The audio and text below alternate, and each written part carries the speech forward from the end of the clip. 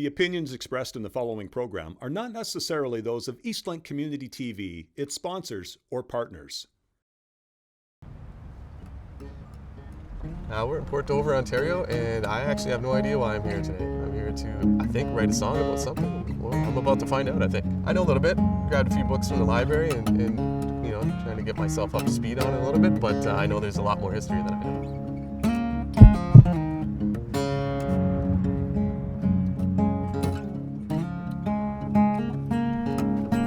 Yeah, my name's Ian Bell, and I used to be the curator here at the Port Dover Harbor Museum. That was a while ago. But I'm also a folk musician, do traditional music, and a songwriter, and somebody who likes stories. And in Port Dover, they're thick on the ground and in the water. I thought that we'd talk a bit about rum running, because right where we're standing is kind of ground zero for that particular occupation during Prohibition, during the 1920s. So I thought that might be a good place to start.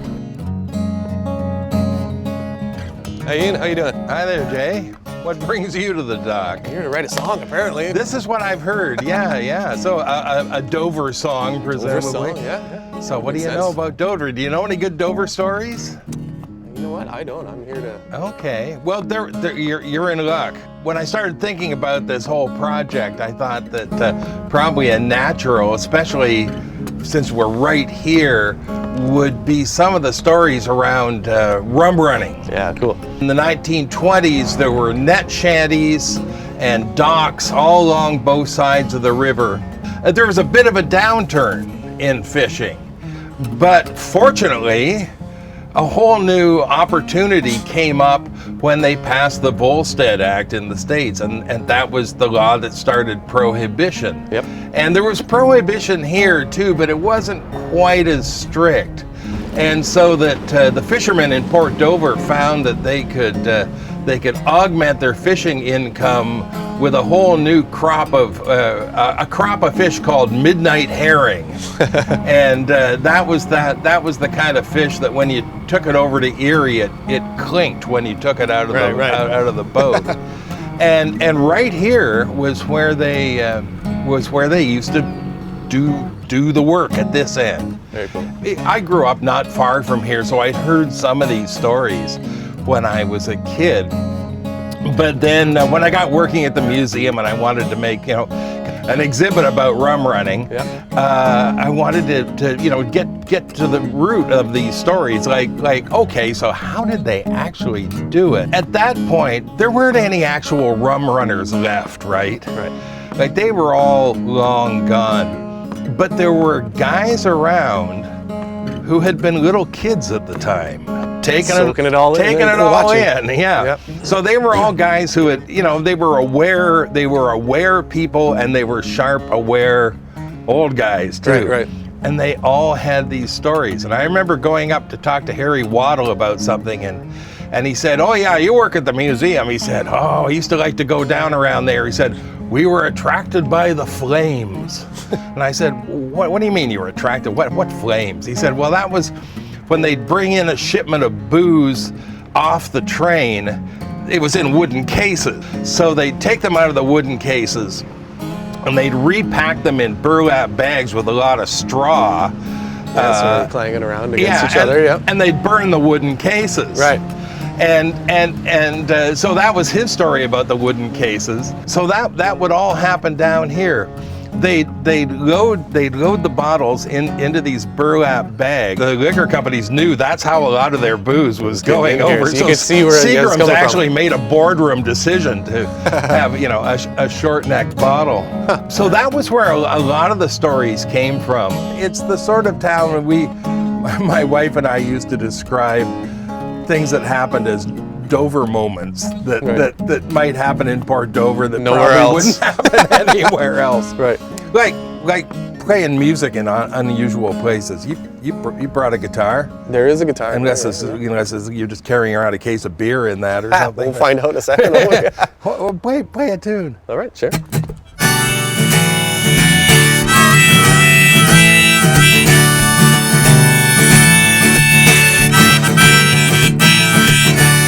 blast it all again. I lost but all one friend, but I'll win 'em back again. You'll see. Well, things will be different this time, with a new reason or rhyme, 'cause the years have changed me. Well, I'm not the confrontational kind, but I sure can tell, oh, I sure can tell a good lie. When you can't unright or wrong. Well, I said, hey, hey, well, that's the way to be. I said, I burned that bridge, pour across that river, I'm on the other side, you see. I said, hey, hey, hey, yeah, that's the way to be. And I burned that bridge, pour across that river, I'm on the other side, you see.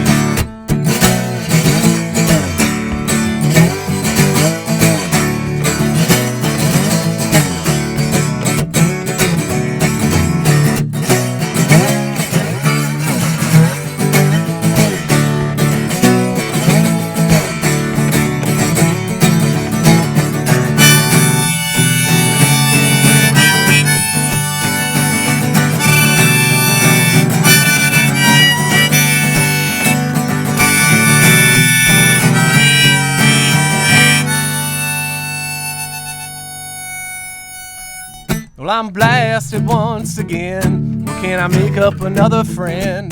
That sounds like a loaded question. I've been crying all day long, like a Tom Petty song. Yes, so don't you do me like that. Well, I'm not the confrontational kind. No, no. But I sure can tell, well, I sure can tell a good lie. You can't unright or wrong. I said you can't unright or wrong, and you can't unright or wrong.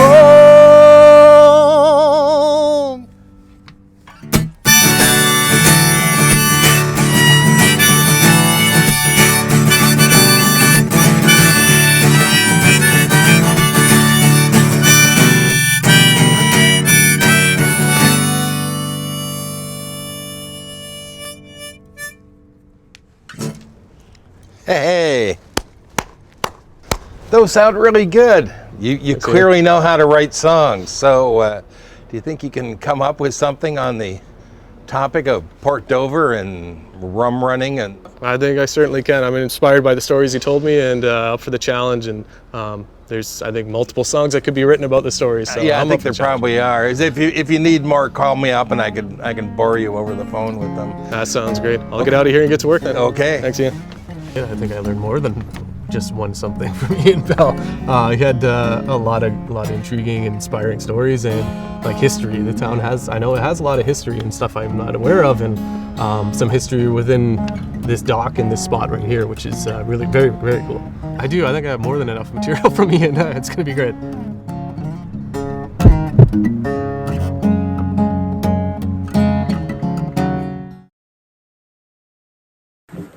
Rum running, here we go.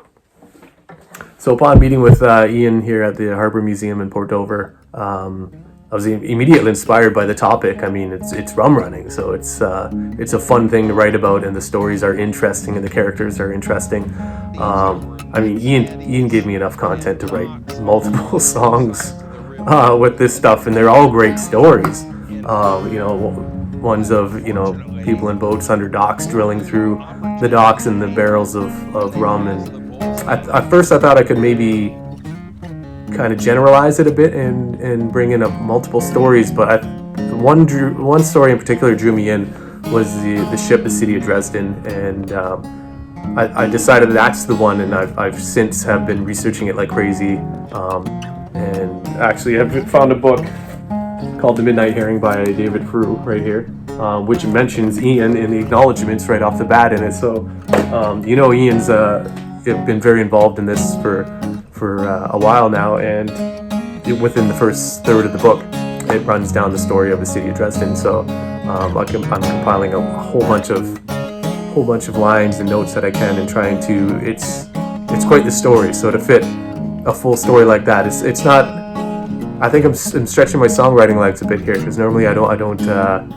It's more of a personal experience I write about, which is hard to do too. But this is a totally different game, writing about a historic event that had happened. So with the city of Dresden, it was I think it was on its last run of the year, and was passing by Port Dover, and it was going around Long Point, but it was a stormy night, early November, I believe. So cold waters, that's when the lakes get stormy. And it had put its anchors down in Gravely Bay and had to ditch all of its cargo going around Long Point. Was taking on water and ended up hitting a sandbar, and the captain's son had lost his life in it, which I should probably write that into the song, because that's a pretty key element of the song in terms of a tragedy. The rest of the crew was survived, but the intriguing part to me was that the locals of the Long Pointers, let's call them, had all this loot and cargo wash up on shore, and at the time that was illegal to have, so they were stashing it and consuming it as fast as they could. They had cut the telegraph lines into town, so the police, couldn't get there quite as fast. And there's some really, really cool stories and legends that where people had hidden them. I'm gonna play you in a sec here what I'm working with, and been very inspired by this. And like I said, I've been researching more than I need to about this and reading other stories, and it's pretty fascinating. There's a lot of history in this area with rum running, and when the locals finding ways to still bring in some money when what sounds like when Lake Erie was overfished, really, and the fishing wasn't there, so they found another way to make ends meet with the midnight herring, right? So yeah, that's where we're at right now. Let me cut this real quick, and then I'll play you something. So here's what I'm working with so far on this song, on again this old guitar that still has some songs and some stories in it. This wasn't necessarily one that I came across in my old voice notes or anything. It was something that came to once I started playing this thing, and was thinking about the feel of trying to feel a nautical feel of the story. So I'm gonna play a little bit of it here. This is what I got so far.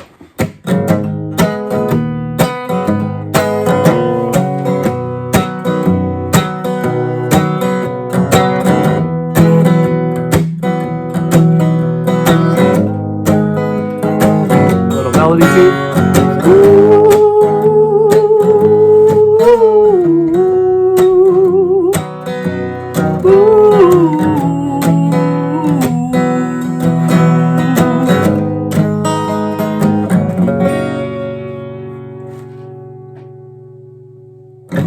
It's got a bit of a,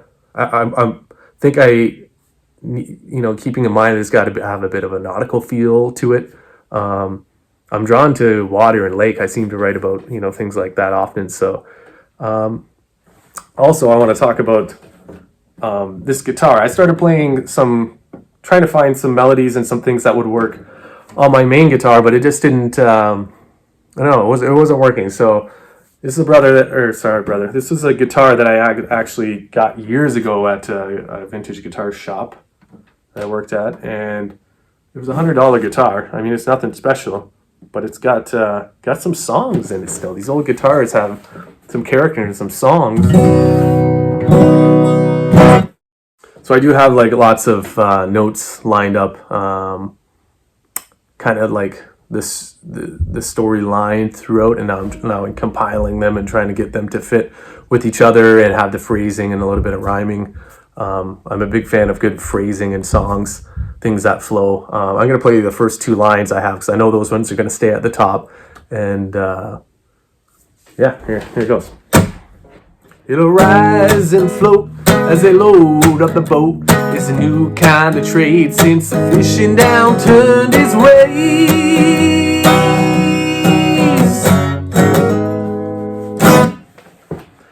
That's all I got for now. So I look forward to playing this song for Ian and seeing what he thinks about the story I came up with behind the city of Dresden.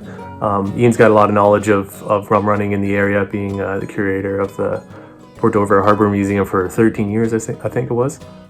So he knows this topic and he knows it well. So I hope I can keep these stories alive a little bit. And I think I might ask him to bring an instrument along on the final performance day. I'll let him choose what maybe he sees will fit the song. I'll explain a little bit without giving too much away to him. What the feel of the song and the key of the song. And I think it'd be fun to have him sit in on the song on the final performance day and see what we come up with. Rum running.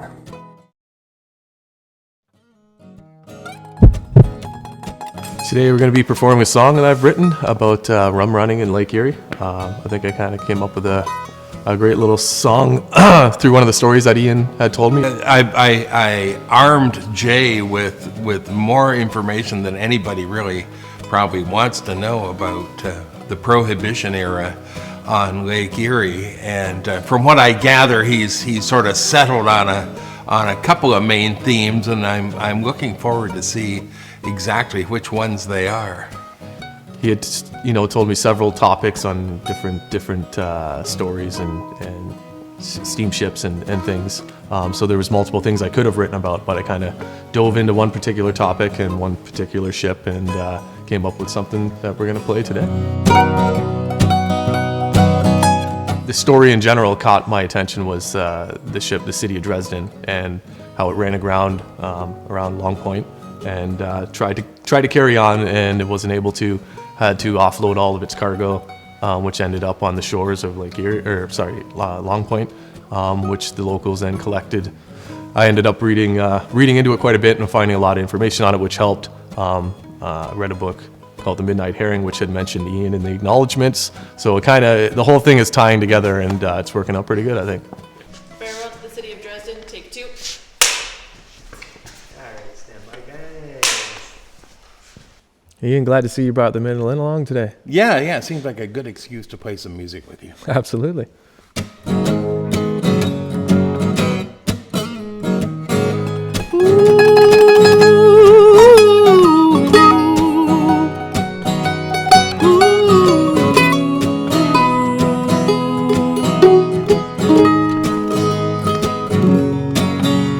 It'll rise and float as they load up the boat. It's a new kind of trade since the fishing down turned its ways. From the floorboards of cars to the speak-easy bars, the midnight herring will wash your worries away. Along came a ship, a wooden steamship, the city of Dresden conquering the waves.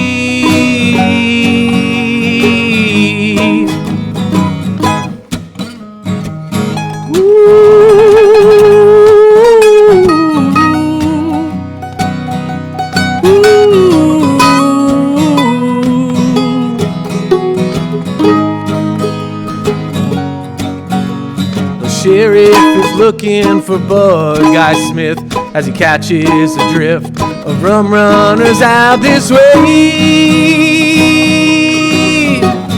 1922, and they're just passing through. The Captain McQueen be standing at the wheel. The wind was clocked at 30 knots, and Lake Erie pulsed with tall northwestern waves. Stormy lake and gravelly bay, with the anchors down in the sandy ground. Around the point the waves got higher again.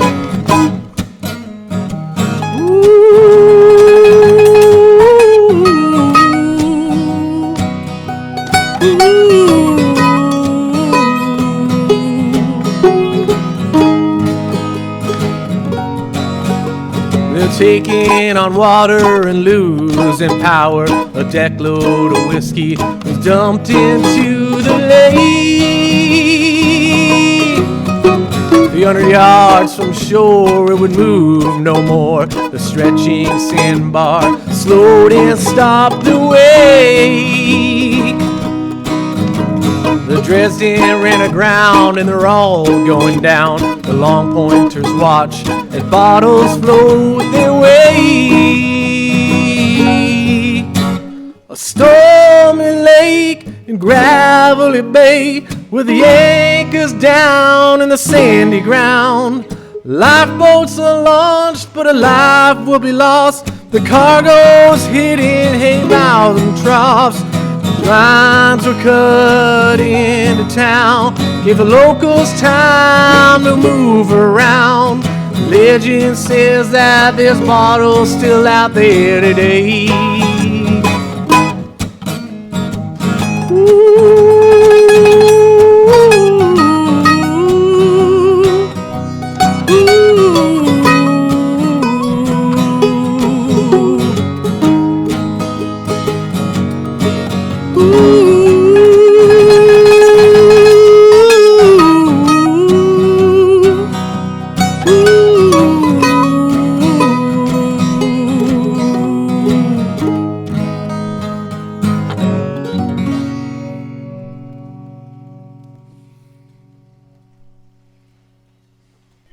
Nice. That was great. That was excellent. Yeah, I'm happy with that one. Well, that was fun. You know, I mean, in a project like this, you don't know what you're going to get. And it was a reggae song. That was the first big surprise. It was fun to have Ian sit in with the mandolin. I think it suited the song nicely. I wouldn't quite consider it a reggae song. I heard him mention those words, but there was some that skanking mandolin sound worked well over top, and I think his melody matched the ooh vocal line very well. So it was nice. I think it accompanied very well. It was fun hearing the names of local sort of folk hero people in a song that I didn't write.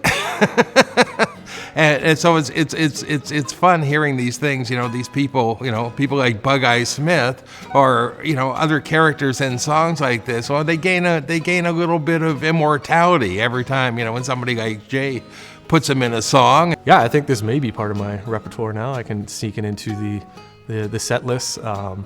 It was a challenge to write because it was the story that I chose. There was a lot of information on it to fit into a song. So the song ended up being pretty wordy in my opinion, but it was a new challenge and a new thing to work in phrasing wise and to make those work. So I took some time to smooth out those lines and make sure they transferred well into each other and tried to adapt that entire story into one song.